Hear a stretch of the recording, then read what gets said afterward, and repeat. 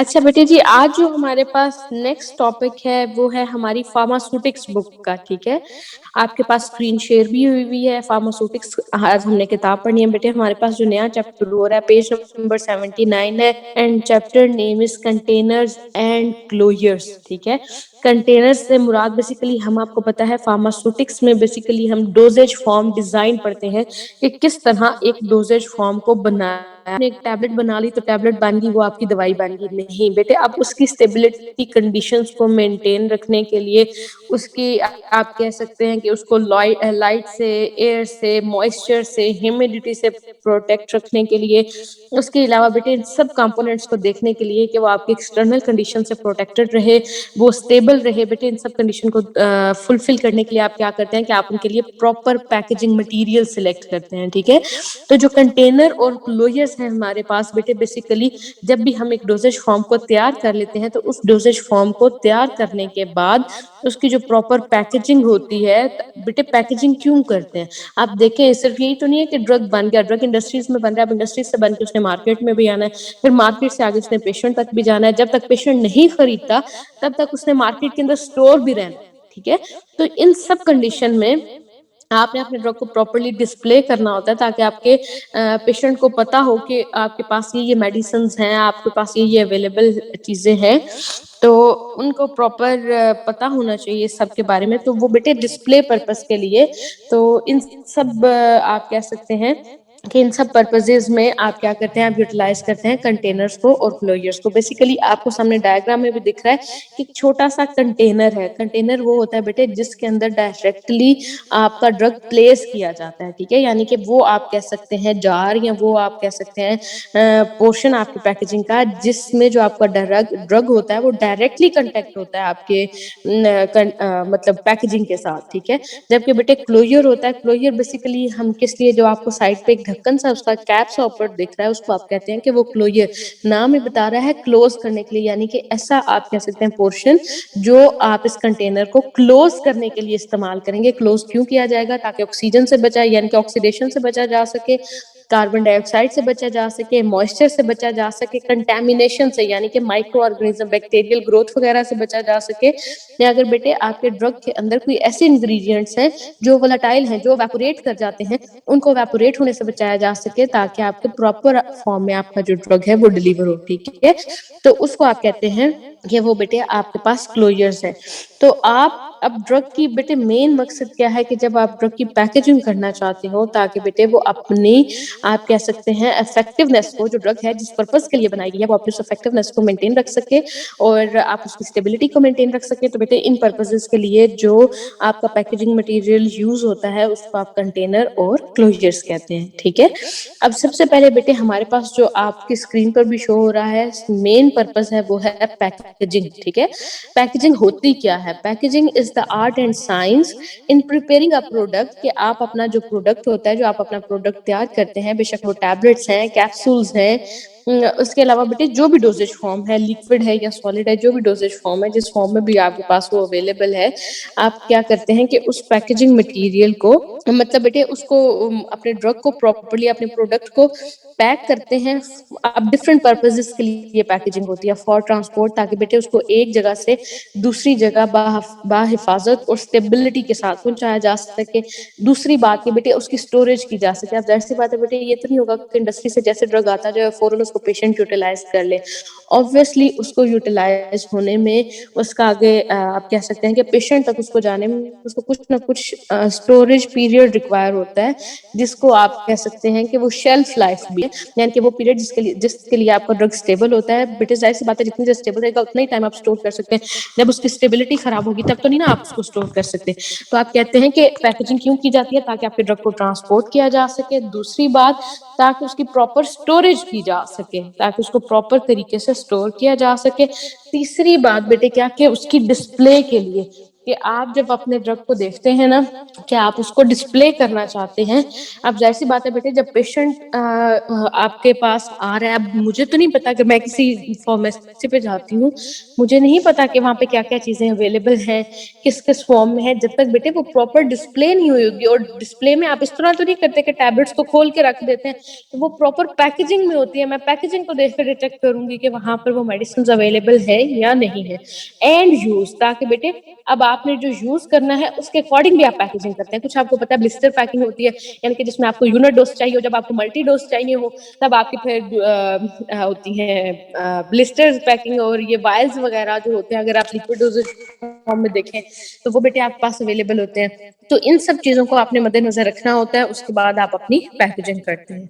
अब pharmaceuticals are suitably packed so that they should retain their therapeutic effectiveness. अब बेटे उन्होंने कहा है कि आपने जो फार्मास्यूटिकल आपके ड्रग्स है ना, उनको आपने इस तरह पैक करना होता है कि बेटे जो उनकी थेरेप्यूटिक इफेक्टिवनेस है, थेरेप्यूटिक इफेक्टिवनेस होने का क्या मतलब है कि उनकी बेटे जो प्रॉपर्टी है, वो जिन मतलब डिजीजेस को ट्रीट कर सकते हैं, उनकी जो कैपेबिलिटी है, यानी कि बेटे अगर कोई एंटी कैंसर ड्रग है, तो उसकी कैपेबिलिटी क्या है कि वो कैंसर को ट्रीट कर सकता है। तो उसको जब तक कोई पेशेंट यूटिलाइज नहीं करेगा, तब तक उसको ऐसी पैकेजिंग में रखा जाता है कि जो उसकी एक प्रॉपर्टी है कैंसर को ट्रीट करने की, जो एक उसकी इफेक्टिवनेस है, वो बेटे मेंटेन रहे, उसको आप कहते हैं कि थेरेप्यूटिक इफेक्टिवनेस। तो उन्होंने कहा है कि जब भी आपने ड्रग को पैक करना है ना, तो आपने इस तरह पैक करना है कि वो अपनी थेरेप्यूटिक इफेक्टिवनेस है उसको मेंटेन रख सके, और बेटे कब से जब वो बनेगा, यानी कि जब आपका प्रोडक्ट इंडस्ट्री में बनता है, उस टाइम पीरियड से लेके जब तक आपका पेशेंट उसको यूटिलाइज नहीं करता बेटे, उस टाइम पीरियड तक।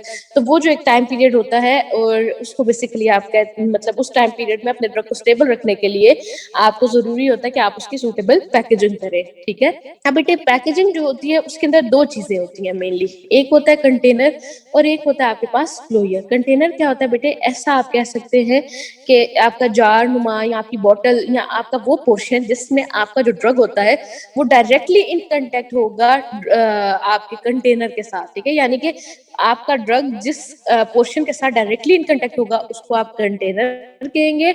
और बेटे जिस पोर्शन के साथ इनडायरेक्टली इनडायरेक्टली कांटेक्ट होने का मतलब क्या है कि डायरेक्टली उसके अंदर पड़ा हुआ नहीं होगा, बल्कि इनडायरेक्टली होता है। इनडायरेक्टली होने का पर्पस क्या होता है कि वो आपकी ऑक्सीजन को, लाइट को, माइक्रो ऑर्गेनिजम्स को, मॉइस्चर को, या जितने भी वोलेटाइल इंग्रेडिएंट्स हैं, उन सबको प्रिवेंट कर सके कि वो लॉस ना हो, ठीक है। अब देखिए जैसे यहाँ पर लिखा हुआ भी है, this seal the container to exclude oxygen. अब बेटे ये जो क्लोजर होता है, जो ऊपर कैप होता है, वो कंटेनर को अच्छे तरीके से बंद करता है, क्यों?